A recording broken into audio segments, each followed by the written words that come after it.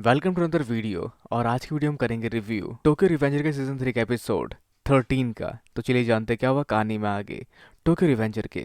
तो कहानी की शुरुआत होती है ताकेमिची और किसाकी की लड़ाई से। और जिस जगह वो लड़ रहे होते हैं वो वही जगह होती है जहाँ पर वालहला और टोमान गैंग आमने सामने भिड़ी थी। जो सब याद करते हुए घुसा पड़ता ताकेमिची को किसाकी का, लेकिन फिर से खुद को संभाल कर ताकेमिची सामना करता है किसाकी का और आगे उसे जमीन पर गिराकर उसे घुसे मारते हुए कहता है कि तुम कमजोर हो इसलिए तुमने दूसरों का इस्तेमाल किया तलवार और ढाल की तरह। और साथ ही ताकेमिची उसको वार भी कर रहा होता है जहां वो आगे एग्जाम्पल देता है मेवियस, वालहला और तेंजुकु। और साथ ही ये भी कहता है कि तुम एक डरपोक हो, तुमने ये सब अपने बलबूते पे नहीं किया। पर जहाँ आगे किसाकी कहता है तुम्हें एक लीडर बनने के लिए फिजिकल स्ट्रेंथ की जरूरत नहीं पड़ती, और अपने सर से ताकेमिची के सर पे वार करता है और आगे कहता है जो तुम्हें चाहिए वो होता है एक प्लान, एक ऐसा प्लान जिसकी हर एक बारीकी को तुम समझो।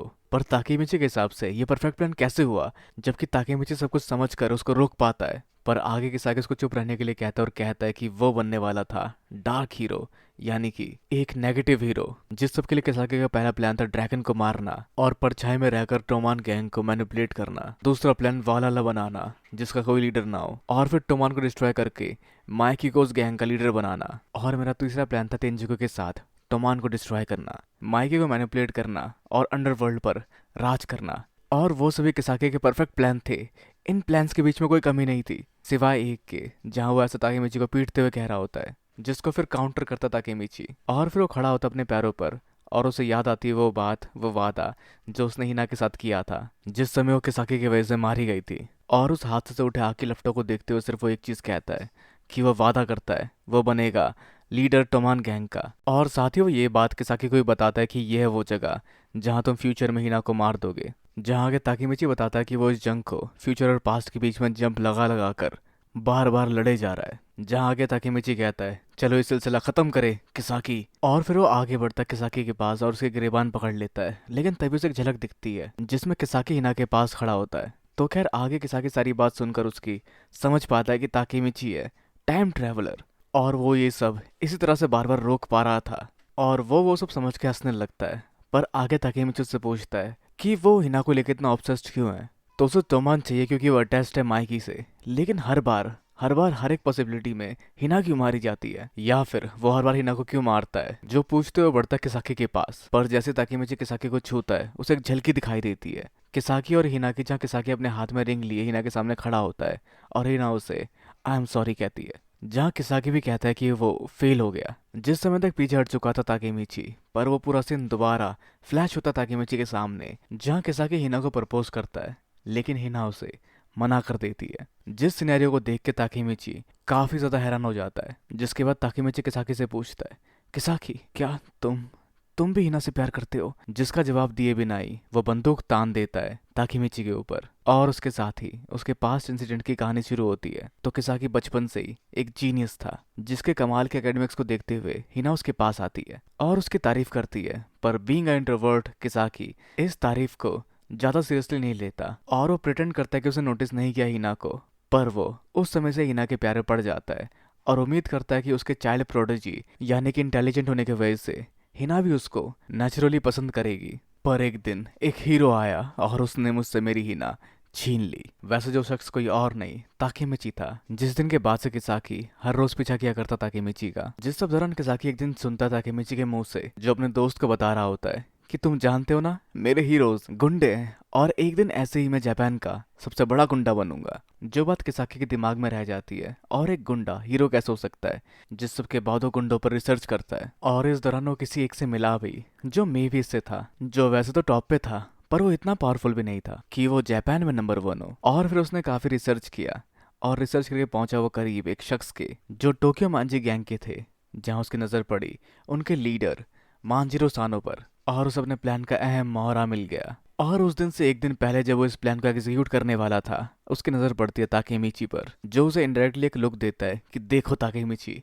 मैं कितना बदल गया हूँ उस लड़की के लिए जिससे मैं प्यार करता हूँ। जहाँ वैसे ताकेमिची को उसे देख के फीलिंग आती है कि उसने उसे कहीं देखा है। और किसाकी भी पीछे मुड़ के कहता है मैं तुम्हें सरपास करूंगा। और अपने क्रीपी स्माइल के साथ आगे बढ़ता है, ये सोचकर कि वो बनेगा जापान का नंबर 1 गुंडा। जो सपना ताकेमिची की तरह खोखला सपना नहीं होगा, जिस सपने को पूरा करेगा चाहे उसके लिए जो बन पड़े। और उसे सपने को एग्जीक्यूट करते हुए वो आगे मिलता है उस दिन माइकी से। और वो खुद को इंट्रोड्यूस करता है माइकी के सामने, जहाँ माइकी उसके लिए एक अच्छा मोहरा साबित हो सकता था, जिसको मैनिपुलेट करता और अंधेरों में रहकर उसे काबू करता। और इस तरह से बनता वो नंबर 1 गुंडा जापान का।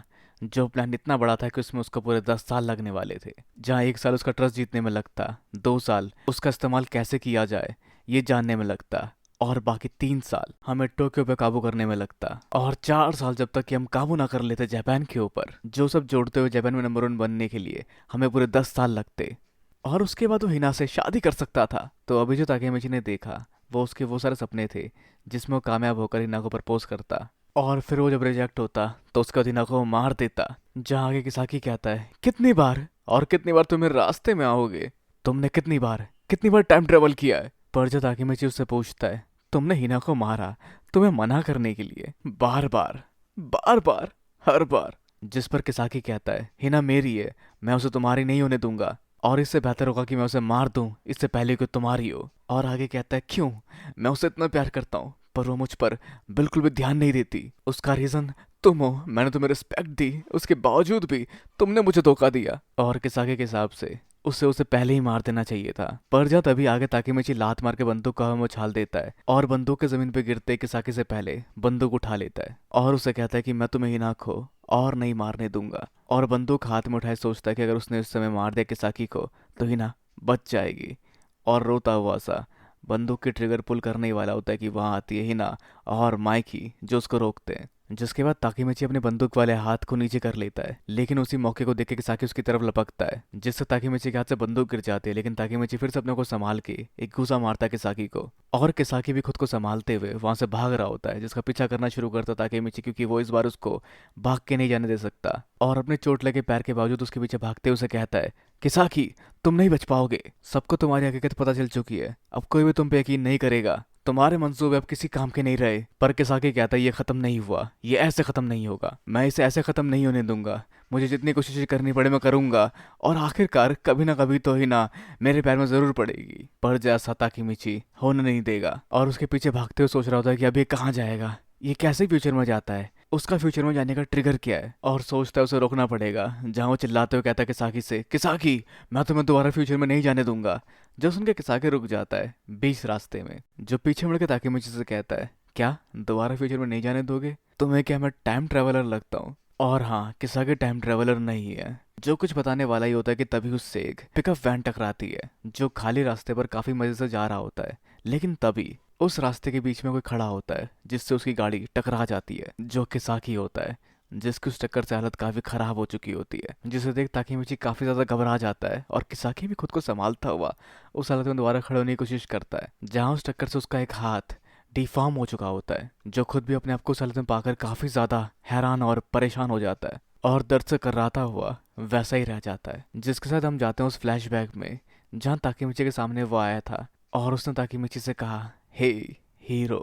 और वो पल भी जब किसाकी को टोमान गैंग से बाहर निकाला गया था, वो पल जब चिफुया, किसाकी और हानमा साथ में वो मिशन करने वाले थे, और वो समय भी जब बाजी मारा गया जिसने अपना भरोसा दिखाया ताकेमिची के ऊपर। और साथ ही वो पल भी हम देखते हैं जब किसाकी ने नया नया ज्वाइन किया था टोक्यो मांजी गैंग, जिसको आगे बढ़कर एक घूसा चढ़ा था ताकेमिची ने। और आगे ड्रैगन को मारने की कोशिश से होते हम बढ़ते हैं माइकी से मिलने से पहले किसाकी और ताकेमिची की मुलाकात की ओर भी, उस बचपन की भी जब किसाकी पीछा किया करता ताकेमिची की, और उस हीरो को भी याद करता है जिसने बचाया था हिना को। जहाँ इस पल किसाकी सिर्फ ये कहता है उन सब बातों को याद करके कि मैं सिर्फ तुम्हारी तरह बनना चाहता था, जो अपने उस चोट के बाद सिर्फ ये कहता है कि मैं मरना नहीं चाहता।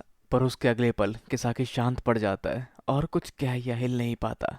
तो आगे हानमा हार चुका है ड्रैगन से, जहां हानमा को उम्मीद है कि अब तक किसाकी काफी दूर भाग चुका होगा, पर सच तो कुछ और ही है। तो इस बैटल को उस दिन के बाद से कहा गया कैंटो इंसिडेंट, जिस समय शामिल थे 500 लोग तेंजुकु के, जो कानागावा का सबसे बड़ा गैंग था।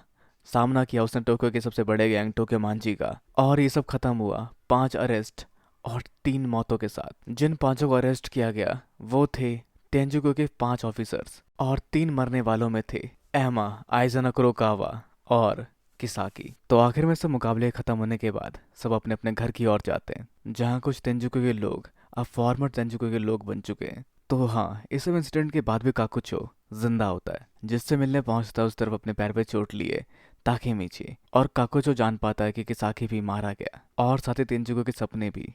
पर जहाँ उसको संभालता ताकेमीची और कहता है वो सपने अब तुम पर है। पर जिस दिन से किसाकी मारा गया है उस दिन से ताकेमीची का हाथ कांपना बंद नहीं हो रहा, और इस सब के साथ तेंजुको वाला ये फेज खत्म होता है। तो अब शायद हम जानेंगे इसके नेक्स्ट सीजन के साथ क्या होगा आगे टोक्यो रिवेंजर में, जहाँ किसाकी का मरना काफ़ी हद तक एक अनसेटिस्फाइड एंडिंग थी। मतलब जिसने आखिर तक किसाकी के लिए भी लोगों का झुकाव थोड़ा सा बढ़ा दिया होगा। तो खैर अब आप क्या सोचते हैं क्या हो सकता है आगे, अपने विचार हमें नीचे कमेंट बॉक्स में बिल्कुल ना भूलें। इस वीडियो को लाइक शेयर और सब्सक्राइब करना भी बिल्कुल ना भूले। तो फिर मिलते हैं अगली वीडियो में। Sayonara and have a nice day.